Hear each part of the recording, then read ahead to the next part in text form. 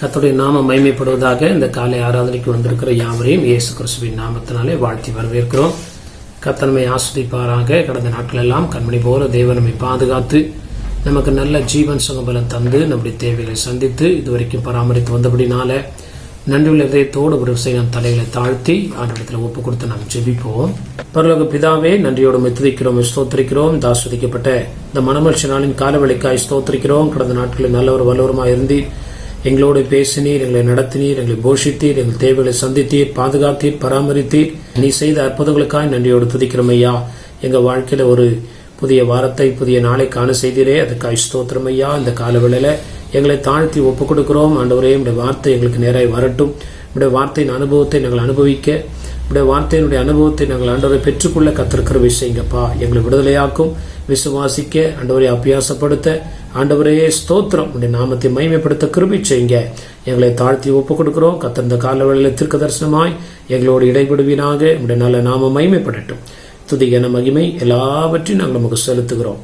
இயேசு கிறிஸ்துவின் மூலம் ஜெபிக்கிறோம் நல்ல பிதாவே, ஆமென், ஆமென். கர்த்தருடைய நாமம் மகிமைப்படுவதாக. இந்த மாத வாக்குத்தத்த வசனத்தை தியானிக்க தேவனுக்கு உதவி செய்வாராக. நாம் எடுத்துக்கொண்ட வேதபோதி மத்தேயு எழுதின சுவிசேஷம் 5ஆம் அதிகாரம் 6ஆம் வசனத்தை நம்ம வாசிக்கலாம். Book of Matthew chapter 5:6. நீதியின் மேல் பசிதாகம் உள்ளவர்கள் பாக்கியவான்கள், அவர்கள் திருப்தி அடைவார்கள். ஆண்டவருடைய நாமம் மகிமைப்படுவதாக. ஆண்டவர் தன்னுடைய மலை பிரசங்கத்துல தேவன் அப்படியாய் சொன்ன பல முக்கியமான காரியங்கள்ல ஒரு ஆஸ்வதமான வாக்குத்தத்தமான வார்த்தை என்னவென்றால், மத்தேயு 5ஆம் அதிகாரம் 6ஆம் வசனம், நீதியின் மேல் பசிதாகம் உள்ளவர்கள் பாக்கியவான்கள், அவர்கள் திருப்தி அடைவார்கள் என்று சொல்லி நம்முடைய வாழ்க்கையில திருப்தியை கொடுக்கத்தக்கதான ஆண்டவர் நாம் என்ன செய்ய வேண்டும் என்று சொல்லி பல படிகளை நமக்கு முன்மாதிரியாக வைத்து போகிறார். அந்த காரியங்களை பின்பற்றும் போது நம்முடைய வாழ்க்கையில எந்த விஷயத்திலையும் நம்மளால திருப்தி அடைய முடியும். நம்ம எதிர்பார்க்கிற எந்த காரியங்களையும் ஆண்டவர் ஒரு நிறைவையும் ஒரு முழுமையும் கர்த்தர் கட்டளையிட வல்லமுடையவராக இருக்கிறார். ஆண்டவருடைய நாம மகிமைப்படுவதாக. பொதுவா நம்ம பல காரியங்களை திருப்தி இல்லாமல் இருக்கிறோம் என்பதை ஆண்டவருக்கு தெரியும். அதை நிறைவேற்றவும் ஆண்டவர் நமக்கு உதவி செய்ய வல்லவராக இருக்கிறார். ஆண்டவருடைய நாம மகிமைப்படுவதாக. கர்த்தருடைய நாம மகிமைப்படுவதாக. அப்போ நீதியின் மேல் பசிதாகம் உள்ளவர்கள் பாக்கியவான்கள், அவர்கள் திருப்தி அடைவார்கள். எதுல திருப்தி அடைவார்கள் என்று சொல்லி அதுல போடவில்லை. ஆனா அந்த வாக்கு தத்தத்தை நாம் பற்றி கொண்டு, ஆண்டவரே, என்னுடைய வாழ்க்கையில பல விதங்கள்ல நான் திருப்தியற்று வெறுமையாய் அல்லது குறைவாய் காணப்படுகிறேன் என்று சொல்லி நாம் எந்த ஒரு காரியமா இருந்தாலும் ஆண்டவரிடத்துல கொண்டு வரும்போது ஆண்டவர் சில கட்டளைகளையும் பிரமாணங்களையும் நமக்கு தந்து அதை நாம் நிறைவேற்றும்படி நமக்கு வேண்டிய கிருபையை கத்த தருகிறார். அப்படி ஆண்டவர் அந்த காரியங்களுக்கு நாம் நிறைவேற்ற நம்மை ஒப்பு கொடுக்கும் போது நாம் எதிர்பார்க்கிற காரியங்கள்ல ஒரு முழுமையும் நிறைவையும் ஆசீர்வாதத்தையும் திருப்தியும் இந்த பூமியில பெற்றுக்கொள்ள கர்த்தர் நமக்கு அனுக்கிரகம் பண்ணுகிறார்.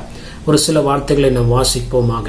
கர்த்தருடைய நாமம் மகிமைப்படுவதாக. யாரையெல்லாம் கர்த்தர் திருப்திப்படுத்தினார், யாரெல்லாம் தேவனால் திருப்திப்படுத்தப்பட்டார்கள் என்று சொல்லி வாசிக்கும் போது அவரிடத்தில் எல்லாருமே கர்த்தர் திருப்திப்படுத்துகிறார். கர்த்தருடைய நாமம் மகிமைப்படுவதாக. பிரசங்கத்துக்கு முன்பதாக ஒரே ஒரு வார்த்தையை நம்ம வாசிக்கலாம். ஆண்டவருடைய நாம மகிமைப்படுவதாக. மத்தேயு 14ஆம் அதிகாரம் 20ஆவது வசனத்தை வாசிக்கும் போது, புக் ஆஃப் மேத்யூ சாப்டர் 14:20. எல்லாரும் சாப்பிட்டு திருப்தி அடைந்தார்கள், மீதியான துணிக்கைகளை 12 கூடை நிறைய எடுத்தார்கள். ஆண்டவர் மலை பிரசங்கத்திலே அங்க பிரசங்கம் பண்ணுகிறார். ஜனங்கள் கால்நடையாய் கடந்து செல்கிறார்கள். அந்த வார்த்தை விதமாய் சொல்லுகிறது 13ஆம் வசனத்துல, இயேசு அதை கேள்வி கேட்டு அவிடம் விட்டு படகில் ஏறி வனாந்தரமான ஒரு இடத்துக்கு தனியே போனார். ஜனங்கள் அதை கேள்விப்பட்டு பட்டணங்களிலிருந்து கால்நடையாய் அவரிடத்திற்கு போனார்கள். அந்த நாட்களில் பிரயாணம் பண்ணக்கூடிய மிருகங்கள், குதிரை போன்ற காரியங்கள் இருந்தது. ஆனாலும் அவர்கள் கால்நடையாய் போனார்கள் என்ற வார்த்தையுடைய அர்த்தமானது பல மைல் தூரம் அவர்கள் நடந்து ஆண்டவருடைய பிரசங்கத்தை கேட்கும்படி அவர்கள் ஆவல் உள்ளவர்களாக இருந்தபடினால 20ஆம் வசனத்துல அதுக்கு பிறகு வசனத்தை கேட்டு அவர்களுக்கு பசி உண்டாகும் என்று சொல்லி ஆண்டவர் அந்த இடத்துல ஒரு அற்புதத்தை செய்கிறார். ஆண்டவர் ஜனங்கள் அவரிடத்துல வந்தபோது அவர்கள் பசியா இருப்பார்கள் என்று ஆண்டவர் அறிந்து அவரிடத்துல கேட்கிறார், உங்களிடத்துல யாராவது அப்பத்தை வைத்திருக்கிறீர்களா, யாராவது உணவு வைத்திருக்கிறீர்களா? யாரிடத்துல இல்லை. ஒரு சிறிய சின்ன பையன் ஒரு 5 அப்பத்தை 2 மீனையும் கொண்டு வந்திருக்கிறான். தேவன் அதை அறிந்து அவன் அதை ஆண்டவரிடத்துல கொடுத்த போது ஆண்டவர் அதை ஆசீர்வதித்து 5000க்கு மேலாக, கிட்டத்தட்ட புருஷர்கள் மாத்திரம் 5000 பேர் சாப்பிட்டார்கள். பிள்ளைகள் மற்ற மனைவிமார்கள் எல்லாரையும் கணக்கு பண்ணா கிட்டத்தட்ட ஒரு 20,000க்கு மேல. அந்த வசனத்துல ஒரு முக்கியமான காரியத்தை நம்ம வாசிக்கிறோம். 20ஆம் வசனத்துல எல்லாரும் சாப்பிட்டு திருப்தி அடைந்தார்கள். இன்னொரு விதத்துல சொல்ல போனா எல்லாரும் திருப்தி அடைந்தார்கள் என்று நம்ம வைத்துக் கொள்ளலாம். ஒரு மனுஷன் சாப்பிடுகிறதுல ஒரு திருப்தி உண்டு, ஆனால் சாப்பிடுகிறதுனால மாத்திரம் அவனுடைய வாழ்க்கையில பரிபூர்ண திருப்தி வராது. ஆனா இந்த இடத்துல ஆண்டவரிடத்துல வந்ததுனால ஆண்டவர் உணவையும் கொடுத்து தேவ வசனத்தையும் கொடுத்து அவர்களை பரிபூர்ணமாய் திருப்தியாக்கினார் என்று இந்த வேதத்து வசனத்துல நம்ம இந்த அனுபவத்துல வாசிக்கிறோம். அப்ப நாம் ஆண்டவரிடத்துல வரும்போது ஆண்டவர் நம்ம யாரா இருந்தாலும் சரி, எத்தனை பேரா இருந்தாலும் சரி, ஆண்டவர் ஒவ்வொரு நாளையும் நம்மை திருப்திப்படுத்த அவர் வல்லமையுடையவராக இருக்கிறார். ஆண்டவருடைய நாமம் மகிமைப்படுவதாக. ஒரு நாள் திருப்தியாக்கி விட்டு மறுநாள் விட்டு போகிறவர் அல்ல. ஆண்டவர் எல்லா நிலைமைகளிலும் நமக்கு திருப்தி உண்டாக்க அவரால் கூடும். அப்பொழுது நாம் செய்ய வேண்டிய காரியங்கள் என்ன என்று சொல்லி நம்ம வாசிக்கும் போது முதலாவது ஒரு வசனத்தை வாசிக்கலாம். சங்கீதம் 107ஆம் அதிகாரம் 8ஆம் வசனம், Psalms 107:8. தவனமுள்ள ஆத்துமாவை கர்த்தர் திருப்தியாக்கி பசியுள்ள ஆத்துமாவை நன்மையினால் நிரப்புகிறார் என்று ஆண்டோடைய நாமம் மகிமைப்படுவதாக. சங்கீதம் 107ஆம் அதிகாரம் 8ஆம் வசனத்துல இந்த வார்த்தை விதமாய் சொல்லுகிறது, கர்த்தருடைய நாமம் மகிமைப்படுவதாக. தவனமுள்ள ஆத்துமாவை, என்னது? ஆத்தும தாகம். சரீர தாகம் வேற, ஆத்தும தாகம் வேற. தவனமுள்ள ஆத்துமாவை கர்த்தர் திருப்தியாக்கி பசியுள்ள ஆத்துமாவை, அப்படின்னா நம்ம சரீரத்துக்கு ஒரு பசி இருக்கிறபடி ஆத்துமாவுக்கு ஒரு பசி இருக்கிறது. அந்த பசி தேவனுடைய வார்த்தை தான் ஆத்மாவுக்கு உணவா இருக்கிறது. நம்முடைய சரீரம் உயிர் வாழ நம் உணவுகளை உட்கொள்வது போல ஆத்மா உயிர் வாழ நமக்கு தேவனுடைய வார்த்தை நமக்கு முக்கியமா இருக்கிறது. அப்ப ஆண்டவர் சொல்றாரு, எந்த மனிதர்கள் எல்லாம் ஆத்மாவில தாகமா இருக்கிறார்களோ, ஆண்டவரை அறிய வேண்டும், ஆண்டவருக்காய் வாழ வேண்டும், ஆண்டவருக்காய் ஓட வேண்டும், ஆண்டவருக்காக நம்ம ஜீவிக்க வேண்டும் என்று தவனமா இருக்கிறார்களோ, அது மாத்திரமல்ல பசியுள்ள ஆத்மாவை நன்மையினால் என்ன பண்ணுகிறாரா? நிரப்புகிறார். கர்த்தருடைய நாமம் மகிமைப்படுவதாக. நம்ம ஆத்மாவில வேத வார்த்தையை குறித்து ஒரு பசி, ஒரு தாகம், ஒரு வாஞ்சை.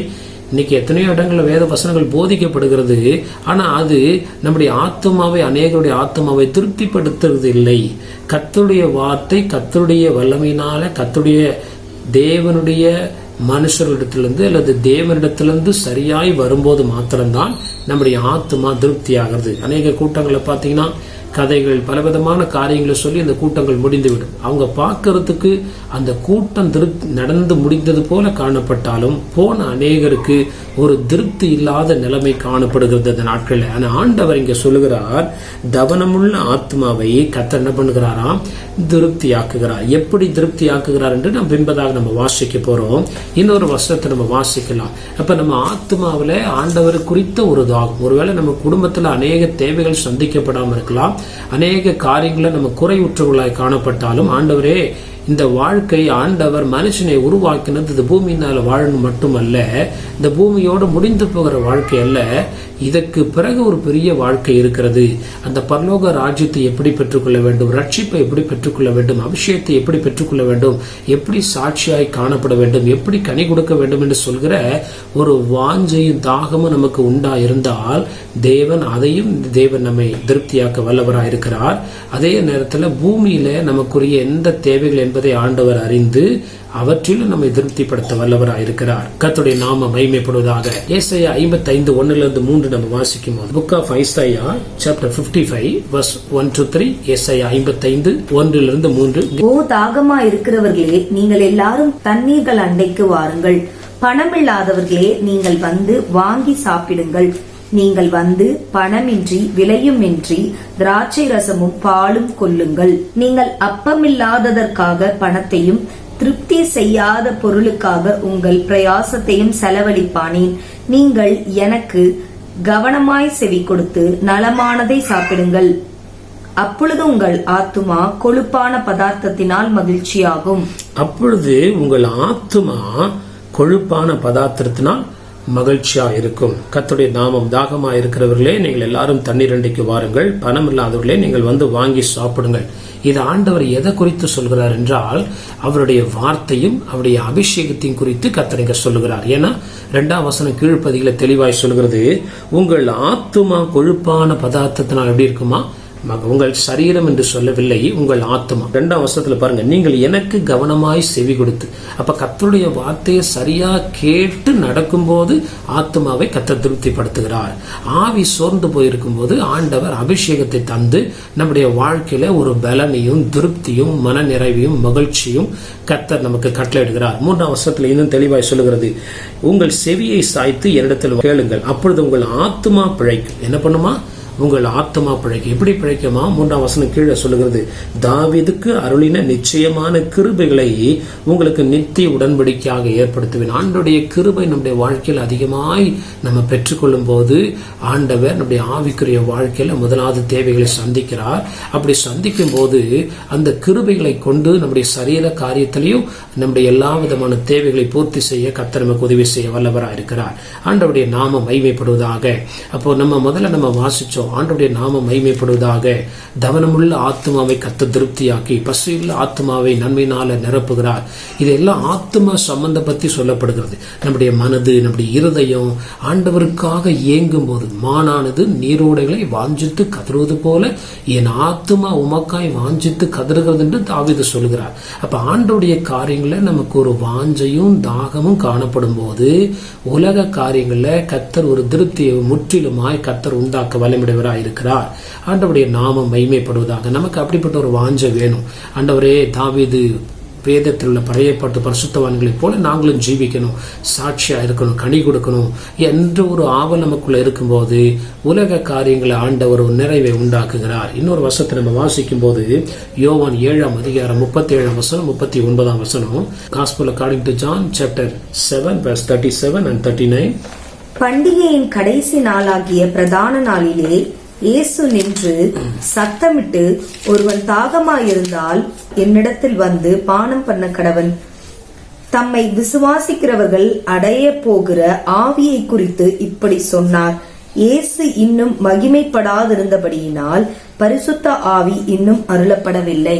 ஆண்டவருடைய நாமம் மகிமைப்படுவதாக. இந்த இடத்துல யோவான் 7:37 விதமாய் சொல்லுகிறது, கர்த்தருடைய நாமம் மகிமைப்படுவதாக. பண்டிகையின் கடைசி நாளைக்கு பிரதான நாளிலே இயேசு நின்று சத்தமிட்டு, ஒருவன் தாகமாயிருந்தால் என்னிடத்தில் வந்து பானம் பண்ண கடவன். 39ஆம் வசனத்துல தம்மை விசுவாசிக்கிறவர்கள் அடைய போகிற ஆவியை குறித்து இப்படி சொன்னார். கர்த்தருடைய நாம தாகம், ஆண்டவருடைய ஆசீர்வாதம் என்பது எல்லாமே சரீர சம்பந்தப்பட்டது மாத்த அல்ல, ஆவிக்குரிய காரியங்கள்ல சம்பந்தப்பட்டதாய் காணப்படுகிறது.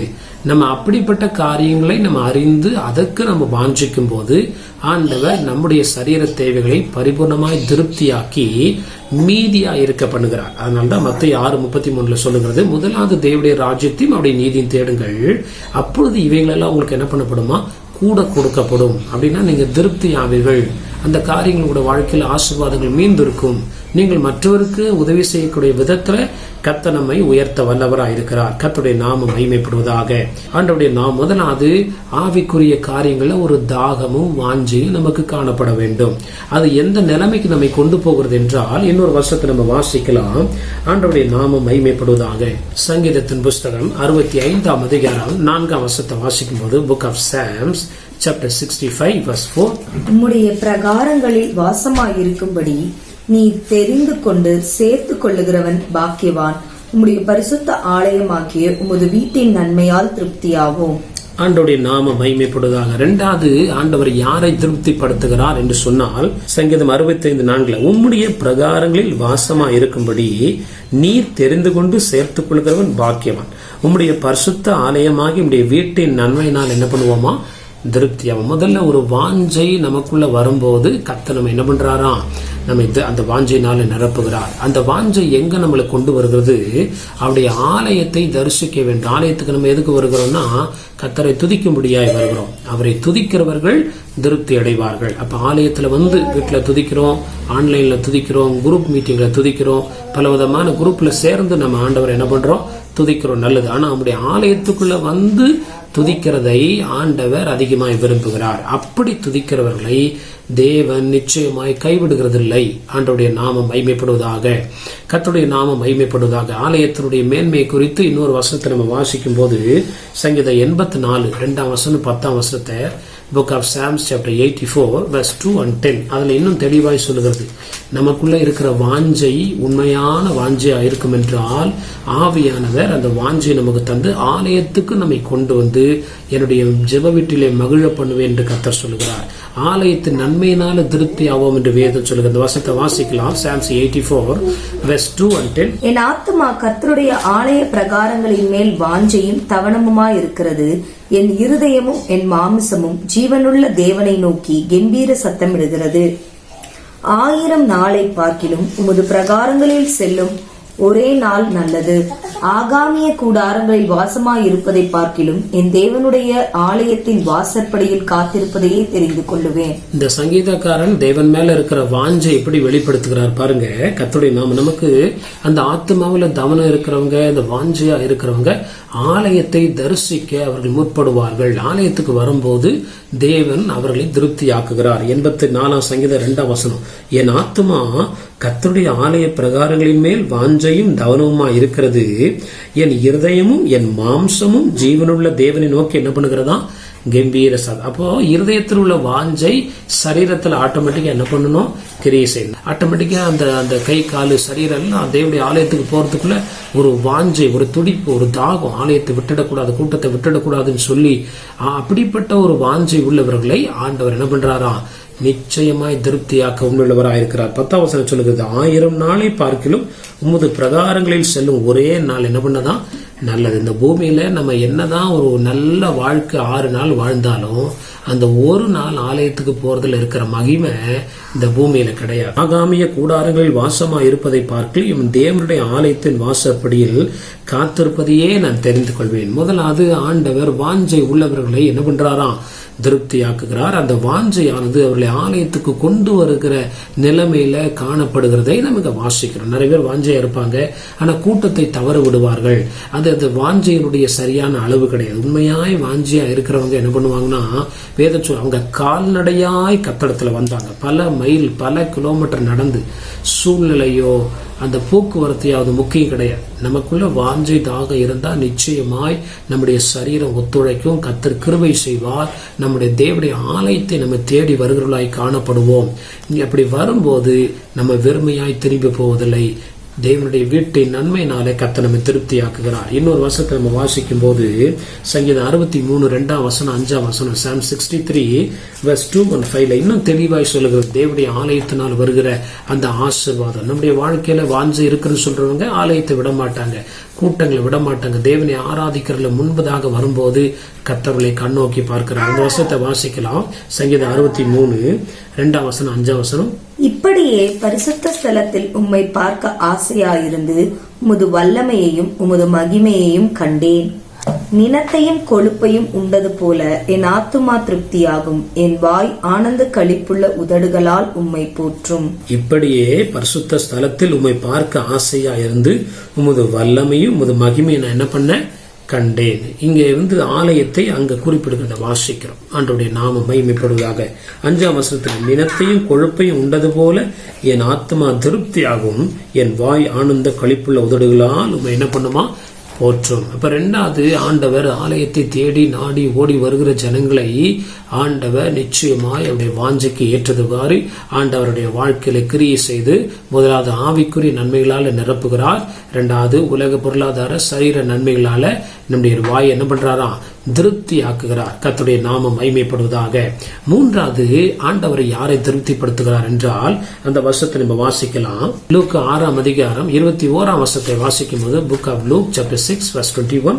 இப்பொழுது பசியாயிருக்கிற நீங்கள் பாக்கியவான்கள், திருப்தி அடைவீர்கள். இப்பொழுது அழுகிற நீங்கள் பாக்கியவான்கள், இனி நகைப்பீர்கள். ஆண்டவர் இந்த வார்த்தையை யாரை பார்த்து சொல்றாரு அப்படின்னா, தம்முடைய சீஷர்களை பார்த்து கர்த்தர் சொல்றாரு. கர்த்தருடைய நாமம் மகிமைப்படுவதாக. 20ஆம் வசனத்திலிருந்து நம்ம வாசிக்கும் போது, அப்பொழுது அவர் தம்முடைய சீஷர்களை நோக்கி பார்த்து, தரித்திரனாகி நீங்கள் பாக்கியவான்கள், தேவனுடைய ராஜ்யம் உங்களுடையது. இப்பொழுது பசியா இருக்கிற நீங்கள் என்ன பண்ணுவீங்க? பாக்கியவான்கள், திருப்தி அடைவீர்கள். இப்போது அழுகிற நீங்கள் யாரா? பாக்கியவான்கள், இனி என்ன பண்ணுவீங்க? நகைப்பீர்கள். சீஷனா மாறும்போது, சீஷன் அப்படின்னா என்ன? ஒருவன் என்னை பின்பற்றி வருகிறவனா இருந்தா அவன் சீஷன். ஒருவன் என்னை பின்பற்றி வருகிறான் தன்னைத்தான் வெறுத்து தன் சிலுவை எடுத்துக்கொண்டு என்னை பின்பற்ற கடவன். ஆண்டவரை பின்பற்றும் போது வருகிற பாடுகளையும் நிந்தைகளையும் சந்தோஷமா, சபைக்கு வரும்போது பல தடைகள் வரும், பலவீனங்கள் வரும், பண பிரச்சனை வரும், பலவிதமான காரியங்கள் வரும், எதிர்ப்புகள் வரும், பல முக்கியமான அக்கேஷன்ஸ் அந்த நாட்கள் இருக்கும். இதெல்லாம் நம்ம விட்டுட்டு ஆண்டவரை பின்பற்றுறது பேர் தான் சிலுவையை சுமக்கிற அல்லது சீஷன் ஆகிற அனுபவம். அப்ப ஆண்டவர் தம்முடைய சீஷனை பார்த்து சொல்றாரு 21ஆம் வசனத்துல, இப்பொழுது பசியா இருக்கிற நீங்கள் பாக்கியவான்கள், நீங்க என்ன பண்ணுவீங்க? திருப்தி அடைவீர்கள். அப்ப சீஷனாய் முற்றிலும் மாறும்போது நம்முடைய வாழ்க்கையில கர்த்தர் பரிபூர்ண திருப்தியை கட்டளையிடுகிறார். அந்த 5 அப்பம் 2 மீனை எல்லாம் ஜனங்க சாப்பிட்டு திருப்தி ஆனாங்க. ஆனா தன்னோடு இருந்த மீதி 12 கூடை நிறைய எடுத்தார்கள். கரெக்டா ஆண்டவருக்கு 12 சீஷர்கள் இருந்தாங்க. 12 கூடை நிறைய கர்த்தர் என்ன பண்ணாராம்? ஒவ்வொருத்தருக்கும் வாழ்க்கையில நிரம்பி வழியணும்னு சொல்லி ஆண்டவருடைய அனாதி தீர்மானம். அப்ப ஆண்டவருக்கு சீஷனா மாறும்போது நம்ம திருப்தி அடைகிறது மாத்திரமல்ல, நம்ம மூலமாய் மற்றவர்களையும் திருப்தி அடைகிற விதத்துல கர்த்தர் நம்ம என்ன பண்ணுவாரு? உயர்த்தி வைக்கிறவராய் இருக்கிறார். அன்பான தேவ பிள்ளைகளே, அந்த வசனம் ரொம்ப தெளிவாய் சொல்லுகிறது. தம்முடைய சீஷர்களை பார்த்து சொல்றாரு, ஜனங்களை பார்த்து இல்ல. நீங்க என்ன பண்ணுவீங்க? ஆனா உலகத்துல உபத்திரம் உண்டு, பசி உண்டு, வேதனை உண்டு, தாகம் உண்டு, பலவிதமான சரீர குறைபாடுகள் ஆண்டவருக்கு இருந்தது. அவர் களைப்பா இருந்தார், தாகமா இருந்தார், எல்லாம் உண்மை. ஆனா ஆண்டவருக்கு உண்மையாய் பின்பற்றும் போது அப்படிப்பட்ட காரியங்களை ஆண்டவர் மாற்றி, ஆண்டவர் நம்மை திருப்தியாக்கி, நம்மை நன்மையினால வாயை திருப்தியாக்குகிறார் என்று வசனம் சொல்லுகிறது. கர்த்தருடைய நாமம் மகிமைப்படுவதாக. இன்னொரு வசனத்தை நம்ம வாசிக்கும் போது, சீஷனா மாறும்போது ஆண்டவர் என்ன செய்கிறார் என்று வாசிக்கும் போது, ஏசாயா 44 1-3 வசனங்களை வாசிக்கலாம். ஐசாயா 44 1-3. இப்பொழுதும் என் தாசனாகிய யாக்கோபே, நான் தெரிந்து கொண்ட இஸ்ரவேலே கேள். உன்னை உண்டாக்கினவரும் தாயின் கர்ப்பத்தில் உன்னை உருவாக்கினவரும் உனக்கு துணை செய்கிறவருமாகிய கர்த்தர் சொல்லுகிறதாவது, என் தாசனாகிய யாக்கோபே, நான் தெரிந்து கொண்ட யெஷூரனே, பயப்படாதே. தாகமுள்ளவன் மேல் தண்ணீரையும் வறண்ட நிலத்தின் மேல் ஆறுகளையும் ஊற்றுவேன். உன் சந்ததியின் மேல் என் ஆவியையும் உன் சந்தானத்தின் மேல் என் ஆசீர்வாதத்தையும் ஊற்றுவேன். ஆண்டவருடைய நாமம் மகிமைப்படுவதாக. இப்பொழுதும் என் தாசனாகி யாக்கோபே, நான் தெரிந்து கொண்ட இஸ்ரவேலே. தாசன் என்ன? இன்னொரு படி அதிகமாகி அடிமை. சீஷன் அடிமைன்னா கிட்டத்தட்ட ஒரே ஒரு மீனிங் தான், அது அர்த்தம். ஆண்டவருக்கு சீஷனா பின்பற்றுகிறவங்க ஆண்டவருக்கு அடிமையா எல்லா விதத்துல ஒப்பு கொடுக்கும் போது அந்த வசனம் சொல்லுகிறது, உன்னை உண்டாக்கினவரும் தாயின் கற்பத்தில் உன்னை உருவாக்கினவரும் உனக்கு துணை செய்கிறவரும் ஆகிய கர்த்தர் சொல்லுகிறதாவது, என் தாசனாகி யாக்கோபே, நான் தெரிந்து கொண்ட யெஷூரனே, பயப்படாதே. என்ன பண்ணாத? பயப்படாத. உன்னை நான் கைவிட மாட்டேன். தாகம் உள்ளவன் மேல் தண்ணீரையும் வறண்ட நிலத்தின் மேல் ஆறுகளை என்ன பண்ணுவாராம்? ஊற்றுவார். வறண்ட நிலத்துல எவ்வளவு தண்ணி ஊத்தினாலும் அது என்ன பண்ணாது? திருப்தி அடையாது. ஆனா ஆண்டவர் வறண்ட நம்முடைய வாழ்க்கையில வறட்சி, பொருளாதாரம் எதுவா இருந்தாலும் சரி, ஆண்டவர் ஆறுகளை ஊற்றுவார். ஆறு ஊற்றுகிற விதத்துல ஆண்டவர் ஆசீர்வாதத்தை என்ன பண்ணுவாரு? ஊற்ற வல்லமுடையவராக இருக்கிறார். கர்த்தருடைய நாமம் மகிமைப்படுவதாக. அன்பான தேவ ஜனமே, நீதியின் மேல் பசிதாகம் உள்ளவர்கள் பாக்கியவான்கள், அவர்கள் திருப்தி அடைவார்கள் சொல்லுகிறபடி நம்ம ஆண்டவர் குறைகளை வைக்கிறவர் அல்ல. அவர் எங்க கொடுத்தாலும் எங்க அற்புதம் செஞ்சாலும் அதுல ஒரு திருப்தியும் மீதி காணப்படுமே அல்லாமல் ஆண்டவர் ஒரு நாளும் நம்முடைய தேவைகளை பாதியில விட்டு விடுகிறவர் அல்ல. இந்த உலகத்துல எந்த ஒரு காரியத்தை குறித்து நம்ம கவலைப்பட வேண்டாம்.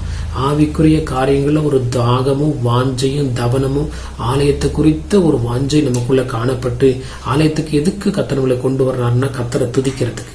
ஆண்டவருடைய நாமம் ஆண்டவரை நல்லா துதிக்கும் போது ஆண்டவர் நம்முடைய வாழ்க்கையில இப்படிப்பட்ட ஒரு திருப்தியை கர்த்தர் கட்டளையிடுகிறார். கர்த்தருடைய நாமம் மகிமைப்படுவதாக. பணம் இருந்தும் திருப்தி செய்ய முடியாத காரியங்களை கர்த்தர் திருப்தி செய்வார். ஞானம், பலன், அறிவு, படிப்பு, சொந்த பந்தங்கள், எந்த ஜனம் இருந்தும் நம்முடைய வாழ்க்கையில திருப்திப்படுத்த முடியாத குறையா இருக்கிற காரியங்களை ஆண்டவருடைய இரக்கம், கிருபை நம்மை பரிபூர்ணமாய் திருப்திப்படுத்தும் என்பதுல சந்தேகம் இல்லை. வேதத்தில் அநேக உதாரணங்களை நம்ம வாசிக்க முடியும். அன்பான தேவ பிள்ளைகளே, இன்னைக்கு அநேக கிறிஸ்துவுடைய வாழ்க்கையில திருப்தி இல்லாததுக்கு காரணம் என்ன? அவர்கள் ஆவிக்குரிய காரியங்கள்ல திருப்தியை அவர்கள் விரும்பாங்கிறதுனால பொருளாதார காரியங்கள் அவர்கள் திருப்தியை பெற்றுக்கொள்ளாமல் இருக்கிறார்கள்.